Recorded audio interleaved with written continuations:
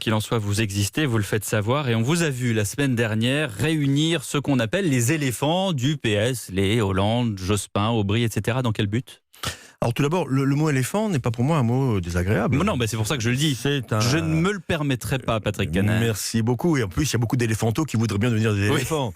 Et donc, il est clair que cet animal, entre guillemets, ce roi de la jungle, finalement, et la politique, c'est parfois une jungle, a besoin de force. Donc, nous avons réuni d'une manière un peu extraordinaire, disons-le, informel, informel autour d'un pot. Ce n'était pas un congrès de refondation du Parti socialiste. C'était pas le nouvel élan. Mais néanmoins, c'était le message que nous voulions passer à nos concitoyens et aussi à nos militants.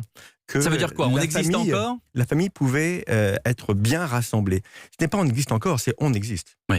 On existe. La France a besoin d'une gauche, de gouvernement. Vraiment ? Bien sûr. Voulez-vous qu'il y ait qu'un simple extrême centre et une simple extrême droite ? Je sais pas, moi je veux rien du tout, je vous demande. Donc nous, notre problème, c'est bien sûr de montrer qu'il y a une place pour la gauche, et je crois qu'il y a un appétit pour la gauche. On l'a bien vu avec le 1,5 million d'électeurs qui ont quitté Emmanuel Macron aux élections européennes, et qui sont aujourd'hui assez orphelins, disons-le très clairement. Donc nous devons nous reconstruire, mais ça passe par une démarche structurée, une pensée, une stratégie et une incarnation. Et c'est pas l'un sans l'autre, c'est les trois en même temps, pour prendre une expression aujourd'hui consacrée.